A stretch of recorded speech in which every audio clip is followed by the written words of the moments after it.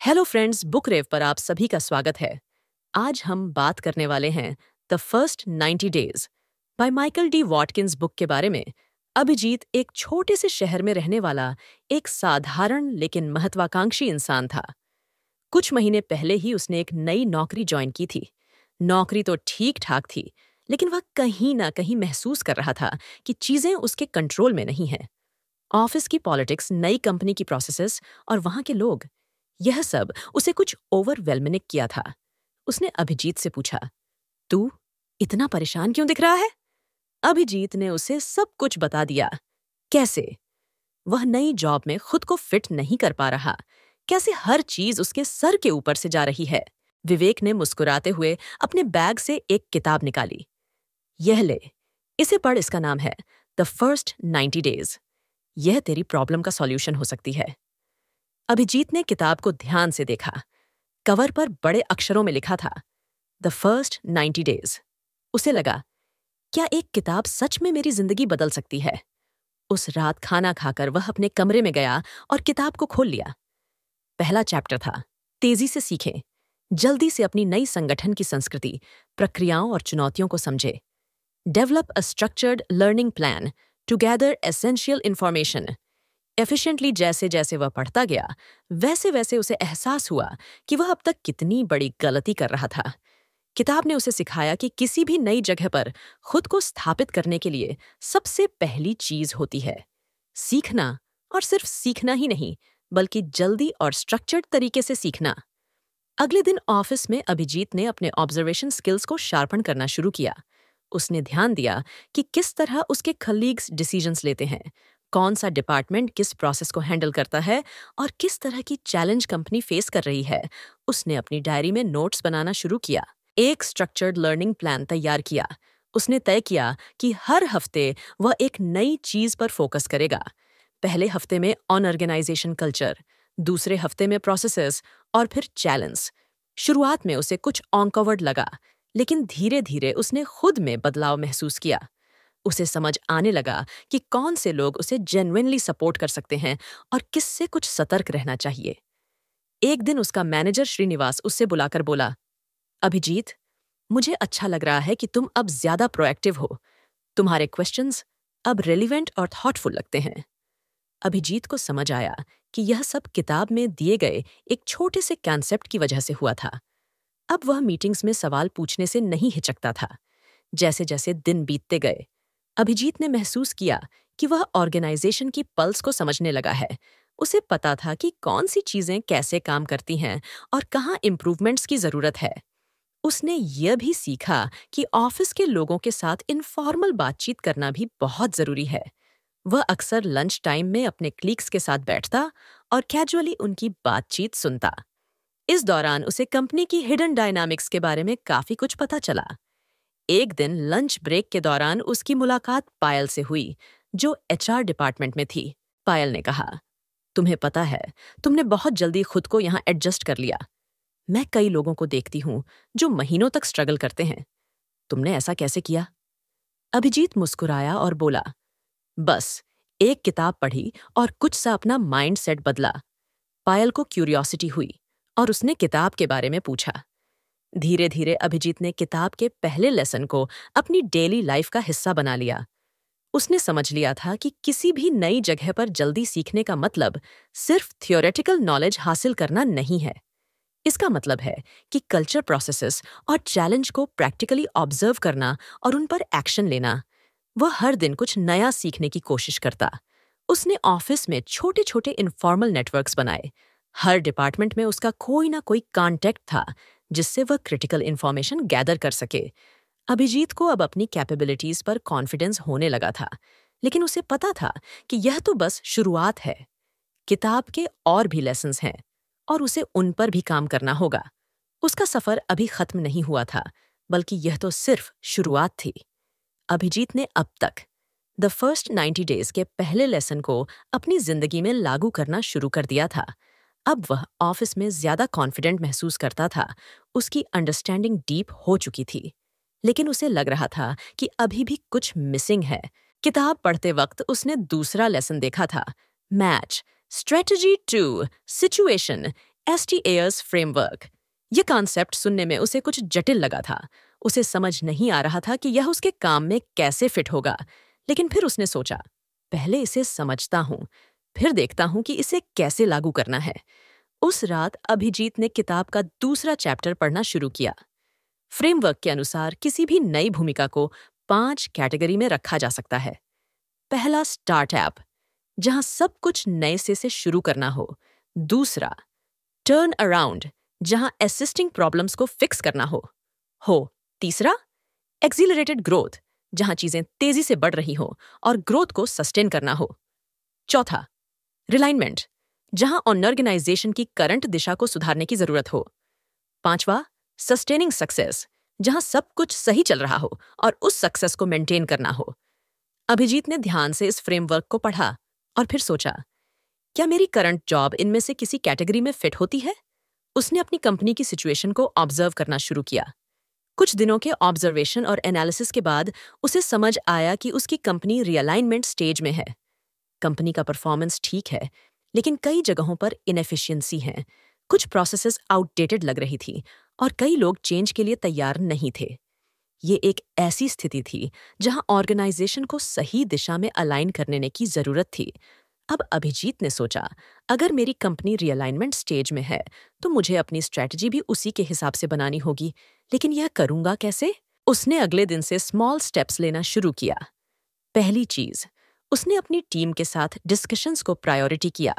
उसने अपनी टीम के हर मेंबर के साथ एक-एक करके बातचीत की। बातचीत कैजुअल थी, लेकिन उसमें हिडन इनसाइट्स थे। उसने उनसे पूछा, आपको क्या लगता है, हमारे प्रोसेसेस में सबसे बड़ी प्रॉब्लम क्या है? अगर आपको कुछ बदलने का मौका मिले तो आप क्या बदलेंगे? आपके हिसाब से हमारी सबसे बड़ी स्ट्रेंथ क्या है? इन डिस्कशन से उसे 2 चीजें समझ आई। पहली, टीम के लोग खुद भी इनएफिशिएंसी से परेशान थे, लेकिन उन्हें लगता था कि कोई उनकी बात सुनने वाला नहीं है। और दूसरी, वह खुद भी अपने आइडियाज को इम्प्लीमेंट करने के लिए मोटिवेशन खो चुके थे। अभिजीत ने अगला स्टेप लिया। उसने अपने ऑब्जर्वेशंस को कैटेगरी ईज किया और उन पर एक्शन पॉइंट्स बनाने शुरू की। उसने स्टार्स फ्रेमवर्क के रीअलाइनमेंट स्टेज को ध्यान में रखते हुए अपनी स्ट्रेटजी बनाई। अब उसकी मीटिंग्स सिर्फ टास्क ओरिएंटेड नहीं थी। वह हर मीटिंग में एक बड़ा सवाल उठाता, क्या यह प्रोसेस हमें हमारे गोल्स के करीब ला रहा है या यह बस टाइम पास है? धीरे धीरे उसने देखा कि उसकी टीम ज्यादा अवेयर और इंगेज्ड हो रही थी। लोग अपने काम को सिर्फ एक टास्क की तरह नहीं, बल्कि एक पर्पस की तरह देखने लगे। एक दिन अभिजीत की मुलाकात CEO प्रवीण सर से हुई। यह एक कैजुअल इंटरेक्शन था, लेकिन प्रवीण ने एक बड़ा सवाल किया, अभिजीत, तुमने कंपनी में आते ही काफी बदलाव किए हैं, तुम्हारा अप्रोच क्या है? अभिजीत ने कुछ सोचकर जवाब दिया, सर, मैंने एक फ्रेमवर्क पढ़ा था, STARS फ्रेमवर्क। उसी ने मुझे सिखाया कि किसी भी सिचुएशन को एनालाइज करना और उसी के हिसाब से स्ट्रैटेजी बनानी चाहिए। हमारी कंपनी फिलहाल रिअलाइनमेंट स्टेज में है, तो मेरा फोकस इनएफिशिएंसी को समझने और उन्हें ठीक करने पर है। प्रवीण सर ने सराहना की और कहा, यह एक प्रैक्टिकल और स्ट्रक्चर्ड अप्रोच है, ऐसे ही काम करते रहो। अभिजीत को अब समझ आ रहा था कि स्टार्स फ्रेमवर्क सिर्फ एक थियोरेटिकल कॉन्सेप्ट नहीं था, यह एक प्रैक्टिकल टूल था जिसे उसने ग्राउंड लेवल पर लागू किया। लेकिन कहानी यहीं खत्म नहीं हुई। उसे एहसास हुआ कि सिर्फ प्रोसेसेस को ठीक करना काफी नहीं है, उसे लोगों को इस बदलाव के लिए तैयार भी करना होगा। उसने अपनी टीम के लिए एक वर्कशॉप का आयोजन किया। इस वर्कशॉप में उसने टीम से ओपनली बात की और कहा, हम सब जानते हैं कि चीजें ठीक से काम नहीं कर रही थी, लेकिन अब हम इसे मिलकर बदल सकते हैं। मैं चाहता हूं कि आप सब मुझे ऑनेस्ट फीडबैक दें। कोई भी आइडिया छोटा नहीं होता। इस डिस्कशन में कई नए आइडियाज सामने आए। टीम ने कलेक्टिवली एक एक्शन प्लान तैयार किया। अब अभिजीत सिर्फ एक इंडिविजुअल कंट्रीब्यूटर नहीं था, वह एक फैसिलिटेटर बन चुका था जो अपनी टीम को एम्पावर कर रहा था। धीरे धीरे कंपनी में नोटिसेबल बदलाव दिखने लगे। कई इनएफिशिएंसी खत्म हो गई, प्रोसेसेस स्ट्रीमलाइंड हो गए और सबसे बड़ी बात, लोग ज्यादा मोटिवेटेड महसूस करने लगे। अभिजीत को अब हर दिन स्टार्स फ्रेमवर्क की यूटिलिटी समझ में आ रही थी। उसे लगा कि यह सिर्फ कंपनी को रियलाइन करने का टूल नहीं है, बल्कि यह एक माइंडसेट शिफ्ट है। उसने खुद को इस माइंडसेट में ढाल लिया था, लेकिन उसे पता था कि यह सफर अभी लंबा है। उन्हें अपनी नई भूमिका में सफलता से लागू भी कर चुका था। उसका कॉन्फिडेंस अब पहले से कहीं ज्यादा था। ऑफिस के लोग उसकी बात सुनने लगे थे और मैनेजमेंट ने भी उसकी ऑब्जर्वेशंस को गंभीरता से लेना शुरू कर दिया था। लेकिन वह जानता था कि अपनी क्रेडिबिलिटी को मजबूत करने और अपने मोमेंटम को बनाए रखने के लिए उसे और भी कुछ करना होगा। किताब के अगले चैप्टर में उसने पढ़ा सिक्योर ईयर विनर्स। इस चैप्टर का मेन फोकस था शुरुआती सक्सेसेस हासिल करना। किताब में लिखा था कि शुरुआती जीतें। अर्ली विन्स न केवल आपको क्रेडिबिलिटी दिलाती है, बल्कि आपके आसपास के लोगों का ट्रस्ट। इसके लिए प्रेसिंग इश्यूज को टारगेट करना जरूरी है, जो ऑर्गेनाइजेशन को इमीडिएट वैल्यू दें और आपकी लीडरशिप इफेक्टिव को साबित करें। अभिजीत ने यह लेसन पढ़ा और खुद से सवाल किया, मेरा अगला कदम क्या होना चाहिए? कौन से ऐसे एरियाज हैं जहां मैं अर्ली विनर्स हासिल कर सकता हूं? अगले दिन ऑफिस पहुंचने पर उसने अपनी डायरी में उन इश्यूज की लिस्ट बनानी शुरू की जिनसे टीम और ऑर्गेनाइजेशन को इमीडिएट इम्पैक्ट मिल सकता था। उसने 3 क्राइटेरिया सेट किए, एक इशू क्रिटिकल हो और सबकी नज़र में हो, 2 इसका सोल्यूशन फीजिबल और टाइम बाउंड हो, 3 इसका असर टीम की प्रोडक्टिविटी और मोराल पर पॉजिटिव हो। कुछ घंटों के ऑब्जर्वेशन और प्रीवियस नोट्स को एनालाइज करने के बाद उसे 2 प्रेसिंग इश्यूज नजर आए। एक पुराना प्रोसेस जो रिपोर्टिंग को अननेसेसरी कॉम्प्लिकेटेड बना रहा था और हर हफ्ते टीम का काफी समय बर्बाद कर रहा था। अभिजीत को पता था कि यह तो बस शुरुआत थी।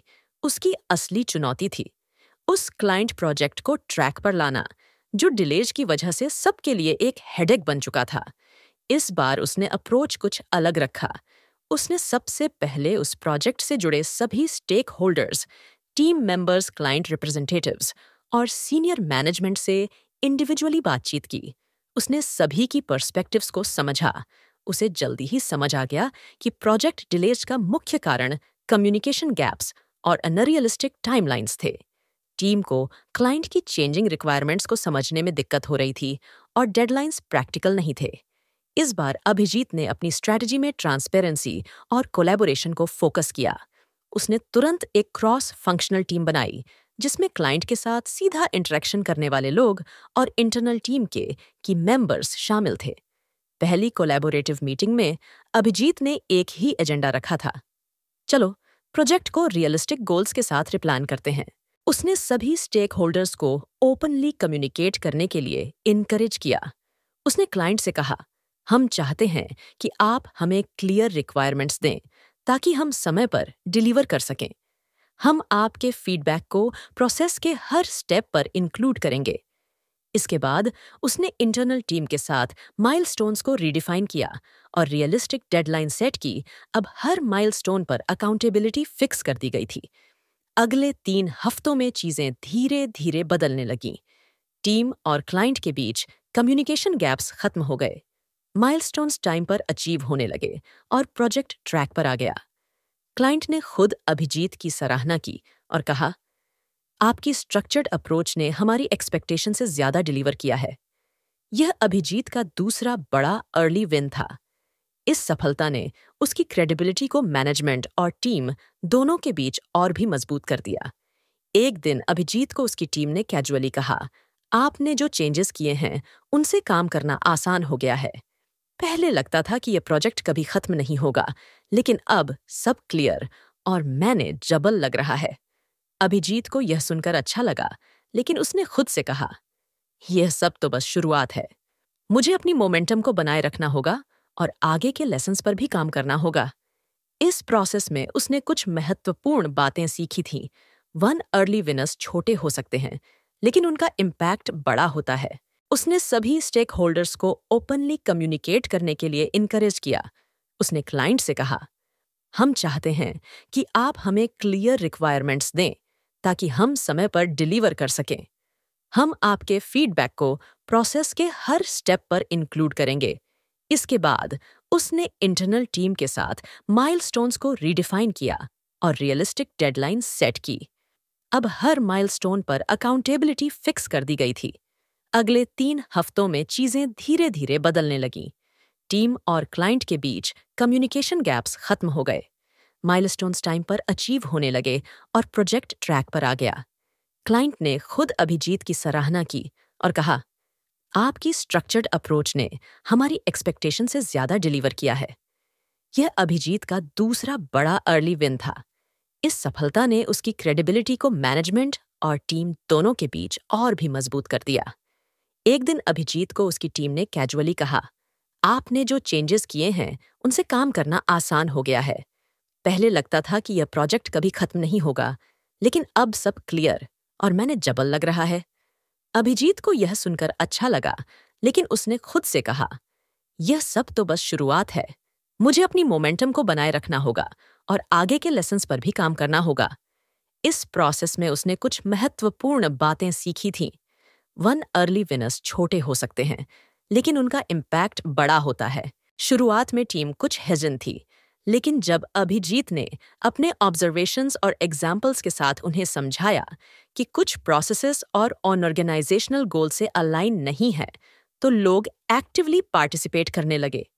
एक टीम मेंबर मोहित ने कहा, मुझे लगता है कि हम कभी-कभी इतना डिटेल ओरिएंटेड हो जाते हैं कि बिगर पिक्चर भूल जाते हैं। हमें प्रायोरिटी को लेकर ज्यादा क्लैरिटी चाहिए। अभिजीत ने मोहित की बात पर ध्यान दिया और इसे एक्शन आइटम के तौर पर नोट किया। उसने तय किया कि अगला कदम प्रायोरिटी को रीडिफाइन करना होगा। अगले हफ्ते अभिजीत ने अपनी टीम के लिए एक स्ट्रक्चर्ड फ्रेमवर्क तैयार किया। उसने इसे 4 हिस्सों में डिवाइड किया। एक स्ट्रेटजी, हर टीम मेंबर को समझाया गया कि उनकी रिस्पॉन्सिबिलिटीज ओवरऑल और ऑर्गेनाइजेशनल स्ट्रेटजी में कैसे फिट होती हैं। 2 संरचना भूमिकाएं और जिम्मेदारियों को स्पष्ट किया गया। 4 स्किल्स, हर टीम मेंबर की स्ट्रेंथ और वीकनेसेस का असेसमेंट किया गया और ट्रेनिंग सेशंस प्लान किए गए। इस फ्रेमवर्क को इम्प्लीमेंट करने के लिए उसने एक फेज्ड अप्रोच चुना। सबसे पहले उसने स्ट्रेटजी और प्रायोरिटी पर काम किया। उसने वीकली टीम मीटिंग्स में ऑर्गेनाइजेशन के गोल्स पर डिस्कशन करना शुरू किया। हर बार वह टीम को यह समझाने की कोशिश करता कि उनके छोटे-छोटे टास्क्स ऑर्गेनाइजेशनल सक्सेस में कैसे कंट्रीब्यूट करते हैं। धीरे धीरे टीम को केट मिलने लगी। इसके बाद उसने स्ट्रक्चर और रोल्स पर काम किया। उसने देखा कि कुछ लोग मल्टीपल रिस्पॉन्सिबिलिटी संभाल रहे थे, जबकि कुछ की पोटेंशियल पूरी तरह यूज नहीं हो रही थी। उसने रोल्स को रीडिस्ट्रीब्यूटर, कोई अपनी स्ट्रेंथ के अनुसार कंट्रीब्यूट कर सके। इसके बाद बारी थी प्रोसेसेस की। एक बार फिर उसने ब्रेनस्टॉर्मिंग सेशंस रखे और टीम से पूछा, हमारे काम को फास्टर और सिंपलर बनाने के लिए क्या चेंजेस किए जा सकते हैं। टीम ने कई प्रैक्टिकल सजेशंस दी। उदाहरण के लिए रिपोर्टिंग प्रोसेस को डिजिटल टूल्स से इंटीग्रेट किया गया, जिससे मैनुअल एरर्स कम हो गए। अंत में उसने स्किल्स गैप्स को एड्रेस करने का काम शुरू किया। उसने अपने मैनेजर से बात की और अप्रूवल लेकर टीम के लिए कुछ स्किल डेवलपमेंट वर्कशॉप्स अरेंज करवाए। एक टेक्निकल ट्रेनिंग सेशन और एक सॉफ्ट स्किल्स वर्कशॉप रखी गई, जिससे टीम के मेंबर्स ज्यादा कॉन्फिडेंट और कैपेबल महसूस करने लगे। 3 महीने के अंदर अभिजीत ने अपनी टीम को एक कोहेसिव और अलाइन यूनिट में बदल दिया। अब टीम के हर मेंबर को पता था कि उनका काम ऑर्गेनाइजेशनल गोल्स के साथ कैसे जुड़ा है। एक दिन उसकी कंपनी के सीईओ ने सभी टीम लीडर्स की एक मीटिंग बुलाई। इस मीटिंग में अभिजीत को अपनी टीम के अचीवमेंट्स पर चर्चा करने का मौका मिला। उसने बताया कि कैसे अलाइनमेंट पर काम करने से टीम की प्रोडक्टिविटी और एफिशिएंसी में सुधार हुआ है। सीईओ ने उसकी बात सुनकर कहा, अभिजीत, तुमने जो किया है वह हर टीम लीडर के लिए एक उदाहरण है। जब टीम का काम ऑर्गेनाइजेशनल गोल से अलाइन होता है तो रिजल्ट्स हमेशा बेहतर होते हैं। अभिजीत के लिए यह एक प्राउड मोमेंट था, लेकिन उसने इसे अपनी सफलता का अंत नहीं माना। उसने अपनी डायरी में लिखा, alignment achieved but sustainability is the next गोल। अब वह किताब के अगले लेसन को पढ़ने और इम्प्लीमेंट करने के लिए तैयार था। उसने महसूस किया कि सीखने और सुधारने की जर्नी कभी खत्म नहीं होती। उसकी लीडरशिप की यात्रा अभी जारी थी। अभिजीत ने अब तक पहले 90 दिनों के 4 लेसन को समझकर और लागू करके अपनी लीडरशिप को एक नई ऊंचाई पर पहुंचा दिया था। लेकिन उसने महसूस किया कि एक स्ट्रांग और अलाइन स्ट्रेटजी, क्लियर गोल्स और स्ट्रीम अलाइन प्रोसेसेस के बावजूद अल्टीमेट सक्सेस उस टीम पर निर्भर करती है जो उन्हें एग्जीक्यूट करती है। उसने किताब का अगला लेसन बिल्ड योर टीम पढ़ना शुरू किया। किताब में लिखा था कि एक लीडर का सबसे बड़ा एसेट उसकी टीम होती है। अगर आपकी टीम में सही लोग सही रोल्स पर नहीं है, तो आपकी स्ट्रेटजी कितनी भी अच्छी क्यों ना हो, डिजायर्ड रिजल्ट नहीं मिलेंगे। इस लेसन में अभिजीत को 3 की पॉइंट्स पर काम करने की सलाह दी गई। एक, अपनी टीम के स्ट्रेंथ और वीकनेसेस का असेसमेंट करें। 2, रोल्स और रिस्पॉन्सिबिलिटीज को इवेलुएट करें और एडजस्टमेंट करें।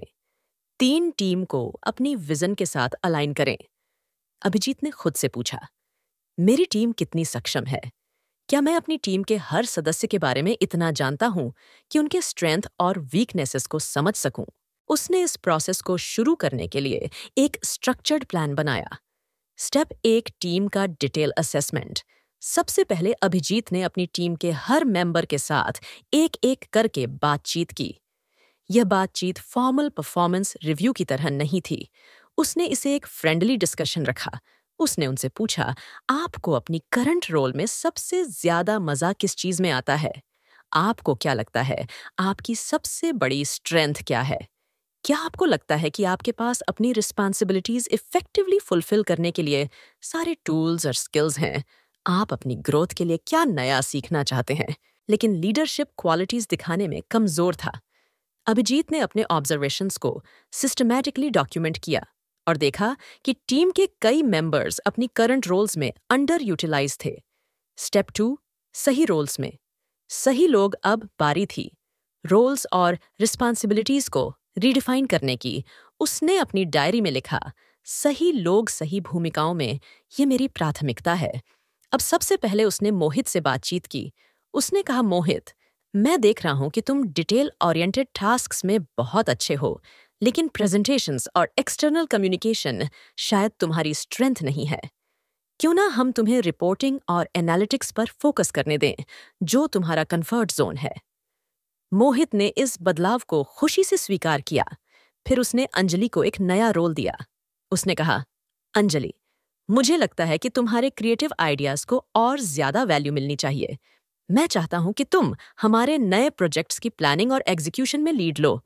तुम्हें ज्यादा ऑटोनॉमी मिलेगी। अंजलि के चेहरे पर खुशी साफ झलक रही थी। उसने कहा, मुझे लगता है कि अब मैं अपनी पोटेंशियल को पूरी तरह एक्सप्लोर कर पाऊंगी। रवि के साथ बात करते हुए अभिजीत ने कहा, रवि, तुम्हारे टेक्निकल स्किल्स बेहतरीन हैं, लेकिन मैं चाहता हूं कि तुम टीम मेंटरशिप पर भी काम करो। इससे तुम्हारी लीडरशिप स्किल्स डेवलप होंगी और टीम को भी फायदा होगा। अब अभिजीत ने अपनी टीम को अपने विजन के साथ अलाइन करने की प्रक्रिया शुरू की। उसने एक टीम हार्डल रखा, जहां उसने अपनी विजन को सिंप्लीफाई करके समझाया। हमारा गोल सिर्फ टारगेट्स अचीव करना नहीं है। हमारा गोल है कि हम एक ऐसी टीम बने जहां हर कोई अपनी बेस्ट कैपेबिलिटीज के साथ कंट्रीब्यूट कर सके। मैं चाहता हूं कि हम एक हाई परफॉर्मिंग और कोलैबोरेटिव यूनिट बने। अगर आप किसी चीज में संघर्ष कर रहे हैं, तो मुझसे बात करें। हम सॉल्यूशंस मिलकर निकालेंगे। उसने टीम डायनामिक्स को इम्प्रूव करने के लिए कुछ इनिशिएटिव लिए। एक वीकली फीडबैक सेशंस। हर हफ्ते टीम से पूछा जाता कि उन्हें किन चैलेंज का सामना करना पड़ रहा है। 2, स्किल एक्सचेंज प्रोग्राम्स। टीम के मेंबर्स एक दूसरे को अपनी स्ट्रेंथ के अनुसार स्किल्स सिखाने लगे। 3, रिकॉग्निशन सिस्टम। अच्छे परफॉर्मेंस पर तुरंत अप्रिशिएट देने की कल्चर शुरू की गई। धीरे धीरे टीम में नोटिसेबल बदलाव दिखने लगे। मोहित ने एक नया ऑटोमेटेड रिपोर्टिंग सिस्टम डिजाइन किया, जिससे सबका समय बचा। अंजलि ने एक नए क्लाइंट प्रोजेक्ट को क्रिएटिवली लीड किया और इसे तय समय से पहले पूरा कर दिया। रवि ने टीम के जूनियर मेंबर्स के लिए मेंटरशिप सेशन शुरू किए, जिससे उनकी प्रोडक्टिविटी में सुधार हुआ। अनएक्सपेक्टेड चैलेंज और उनका समाधान। हालांकि सब कुछ स्मूथ नहीं था। एक दिन अंजलि ने आकर कहा, मुझे लगता है कि मुझे कुछ ज्यादा ही रिस्पॉन्सिबिलिटीज मिल गई हैं। मैं कुछ ओवरवेल्ड महसूस कर रही हूं। अभिजीत ने इसे लाइटली नहीं लिया। उसने अंजलि से कहा, अगर तुम्हें ऐसा लग रहा है, तो हमें प्रायोरिटी को रिविजिट करना चाहिए। उन्होंने मिलकर वर्कलोड को रेडिस्ट्रिक्टिंग पर भी ध्यान देना चाहिए। Long term impact. 6 महीने के भीतर अभिजीत की टीम एक कंप्लीट ट्रांसफॉर्म यूनिट बन चुकी थी। हर मेंबर अपनी स्ट्रेंथ के साथ अलाइन रोल में था। टीम की ओवरऑल एफिशिएंसी में 40% का इम्प्रूवमेंट हुआ और उनके प्रोजेक्ट्स की सक्सेस रेट काफी बढ़ गई। एक दिन सीईओ ने अभिजीत को बुलाकर कहा, तुम्हारी टीम ऑर्गेनाइजेशन की सबसे हाई परफॉर्मिंग टीम्स में से एक बन चुकी है। तुम्हारी लीडरशिप ने न केवल रिजल्ट्स दिए हैं बल्कि एक मजबूत कल्चर भी बनाया है। अभिजीत ने मुस्कुराते हुए कहा, यह मेरी टीम का ही काम है सर, मैंने बस उन्हें सही डायरेक्शन देने की कोशिश की है। उस रात अभिजीत ने अपनी डायरी में लिखा, बिल्डिंग एक टीम नहीं सिर्फ टास्क असाइन करने के बारे में है, यह लोगों को समझने के बारे में है, उन्हें सशक्त करने के बारे में है और एक संस्कृति बनाने के बारे में है जो विश्वास और सहयोग की संस्कृति है। The journey is ongoing but we've taken the right steps. अब वह किताब के अगले लेसन की ओर बढ़ने के लिए तैयार था। उसने महसूस किया कि हर लेसन न केवल उसकी प्रोफेशनल ग्रोथ को शेप कर रहा था बल्कि उसे एक बेटर ह्यूमन बीइंग भी बना रहा था। अभिजीत ने फर्स्ट 90 डेज के हर लेसन को अपनी नौकरी में बारीकी से लागू किया था। उसने सीखा था कि लीडरशिप सिर्फ टारगेट्स और डेडलाइंस तक सीमित नहीं होती, बल्कि यह एक ऐसी कला है जिसमें लोगों को समझना, उन्हें सही दिशा में ले जाना और साथ ही अपनी ऑर्गेनाइजेशन के बिगर गोल से जोड़े रखना शामिल है। लेकिन वह जानता था कि हर सफलता के बाद, नए चैलेंजेबल चर बनाने के बाद, अभिजीत को एक बड़ी जिम्मेदारी दी गई। उसे एक नए प्रोजेक्ट का नेतृत्व करना था जो ऑर्गेनाइजेशन के लिए क्रिटिकल माना जा रहा था। यह प्रोजेक्ट सिर्फ रेवेन्यू बढ़ाने के लिए नहीं था बल्कि कंपनी के ब्रांड वैल्यू और मार्केट प्रेजेंस को रीडिफाइन करने का अवसर भी था। इस बार अभिजीत के सामने कई चुनौतियां थीं। पहली चुनौती थी नई क्रॉस फंक्शनल टीम के साथ काम करना जिसमें अलग अलग डिपार्टमेंट्स के लोग थे। दूसरी चुनौती थी टाइट डेडलाइंस और तीसरी चुनौती थी एक्सटर्नल स्टेक होल्डर्स के साथ कोऑर्डिनेशन। अभिजीत ने सबसे पहले उन लेसन्स को याद किया जिन्हें उसने किताब से सीखा था। उसने तय किया कि इस बार भी वह स्ट्रक्चर्ड और स्ट्रेटेजिक अप्रोच अपनाएगा। उसने प्रोजेक्ट शुरू करने से पहले पूरी टीम के साथ एक बैठक की। उसने कहा, यह प्रोजेक्ट हमारे लिए सिर्फ एक टास्क नहीं है बल्कि यह हमारी कंपनी को एक नई ऊंचाई पर ले जाने का मौका है। मैं चाहता हूं कि हम इसे कोलैबोरेटिवली और क्रिएटिवली हैंडल करें। हर किसी का योगदान इस प्रोजेक्ट को सफल बनाए। शुरुआत में चीजें सुचारू रूप से चल रही थीं। हर डिपार्टमेंट के लोग अपने हिस्से का काम कर रहे थे, लेकिन जल्द ही कम्युनिकेशन गैप्स और अलग-अलग प्रायोरिटी की वजह से फ्रिक्शन पैदा होने लगा। कुछ लोग डेडलाइंस को लेकर परेशान थे, तो कुछ को यह प्रोजेक्ट अपनी प्राथमिकताओं में नीचे लगता था। अभिजीत ने महसूस किया कि यह वक्त लीडरशिप के सबसे क्रिटिकल लेसन को लागू करने का है। Adaptability and empathy. उसने हर टीम में के साथ व्यक्तिगत रूप से बातचीत की। उसने उनकी चिंताओं को सुना और उन्हें एड्रेस किया। उसने यह भी समझाया कि उनका योगदान इस प्रोजेक्ट के ब्रॉडर इम्पैक्ट में कैसे जुड़ा हुआ है। धीरे धीरे अभिजीत ने टीम डायनामिक्स को सुधार लिया। उसने कुछ प्रोसेसेस को सिंप्लीफाइड किया। वर्कलोड्स को रेडिस्ट्रिक्टिंग प्रोजेक्ट के एग्जीक्यूशन फेज में अभिजीत ने खुद को एक डिसाइसिव लीडर के रूप में प्रस्तुत किया। उसने क्रिटिकल डिसीजंस को समय पर लिया, रिस्क को मैनेज किया और स्टेक होल्डर्स के साथ ट्रांसपेरेंट कम्युनिकेशन बनाए रखा। 3 महीने की मेहनत के बाद प्रोजेक्ट सफलतापूर्वक पूरा हुआ। प्रोजेक्ट के सफल होने के बाद कंपनी ने न सिर्फ अपनी रेवेन्यू गोल्स को एक्सीड किया बल्कि मार्केट में अपनी पोजीशन को भी मजबूत किया। अभिजीत की लीडरशिप को कंपनी में एक मिसाल के तौर पर देखा जाने लगा। उस दिन जब सीईओ ने अभिजीत को ऑफिस बुलाकर उसे बधाई दी तो उन्होंने कहा, अभिजीत, तुम्हारे डिसीजंस और लीडरशिप ने साबित कर दिया कि सही माइंडसेट और स्ट्रक्चर्ड अप्रोच से कोई भी चुनौती आसान हो सकती है। तुमने सिर्फ रिजल्ट्स नहीं दिए बल्कि इस कंपनी के फ्यूचर लीडर्स के लिए एक ब्लूप्रिंट भी बनाया है। उस रात अभिजीत ने अपनी किताब को आखिरी बार पलटते हुए सोचा कि उसने इस जर्नी से क्या सीखा। उसने महसूस किया कि हर लेसन, चाहे वह लर्निंग को एक्सेलरेट करने का हो, स्ट्रैटेजी को मैच करने का या अपनी टीम को बिल्ड करने का, असल में एक चीज पर आधारित था, लोगों को सही दिशा में ले जाना और खुद लगातार सीखते रहना। उसने अपनी डायरी में आखिरी बात लिखी, लीडरशिप एक जर्नी है, डेस्टिनेशन नहीं। मैंने सीखा है कि हर कदम पर खुद को इवॉल्व करना, अपनी टीम को एम्पावर करना और बड़ा चित्र समझना ही असली सफलता है। यही सोचते हुए अभिजीत ने किताब को अपने शेल्फ पर रखा और अगली सुबह की तैयारी में जुट गया, क्योंकि वह जानता था कि हर नई सुबह एक नए लेसन और नई चुनौती के साथ आती है। तो फ्रेंड्स, यह थी हमारी आज की बुक समरी। आपको कैसी लगी? कमेंट करके जरूर बताएं। और धन्यवाद आपका समरी एंड तक सुनने के लिए।